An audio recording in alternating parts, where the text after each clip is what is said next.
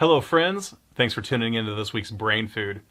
You know, I got this idea from a roundup of blog post ideas. I found it on a guy that does WordPress stuff, and he has tips and tricks every week for doing web development with WordPress, and he came up with this blog post that had 150 blog post ideas for people struggling to come up with content.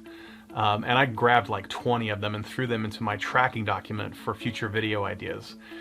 And this one for the Brain Food is: pretend it's the last day of the year, so December 31st of 2022, and you look back on this year and think, what have I done that I can celebrate personally and professionally with my year?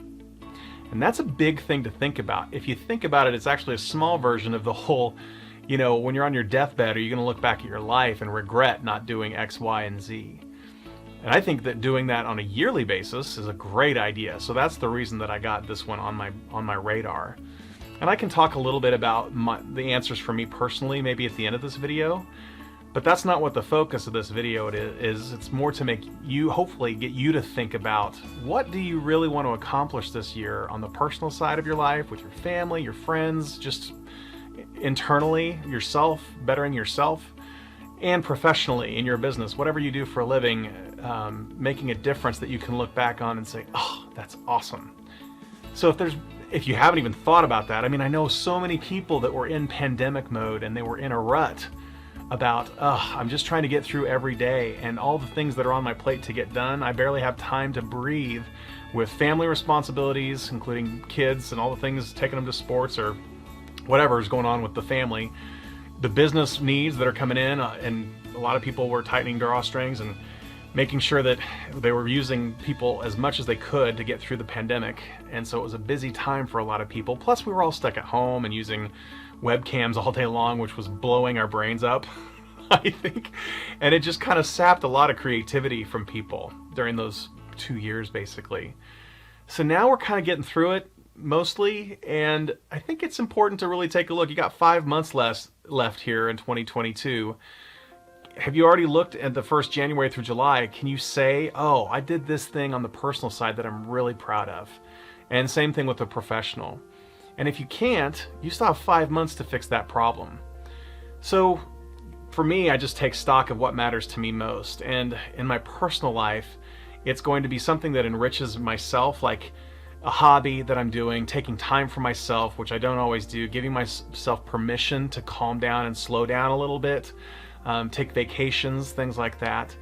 You know, I'm always worried about finances and making sure we're saving enough for retirement and all these things, and I want to make sure that I'm balancing that with the joy of life and enjoying what we make in a year, to be able to travel and spend time with friends and tell stories and just have experiences.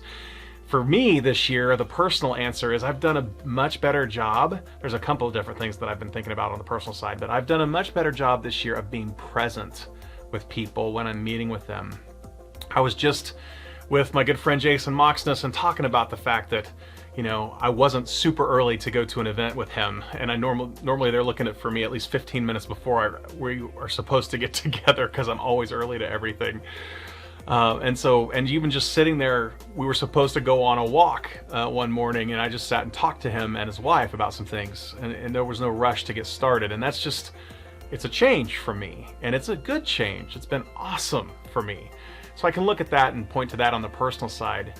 When I think about the professional side, I think about what I can do to give back and make sure that I'm giving back enough of my time and resources to not-for-profits and community-focused work.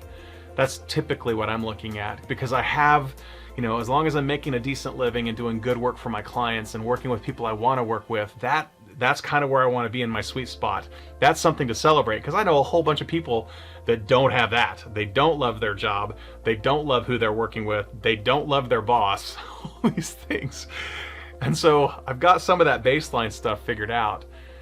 So that was this idea. I don't know if this got you thinking, but I hope that by December 31st, if you look back on the year, you know, you're getting ready to celebrate New Year's that evening, and if you look back and think, what did I do this year, personally and professionally, that was different than the previous few years, or something notable?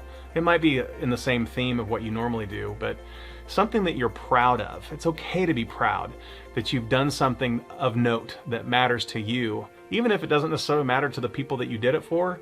Did it matter to you? Did you deliver on that promise to yourself and your own brain of making a difference in people's lives personally and making a difference in the people that you work with lives professionally? Well, thanks again for tuning in this week for this brain food, and I hope you'll tune in again next week.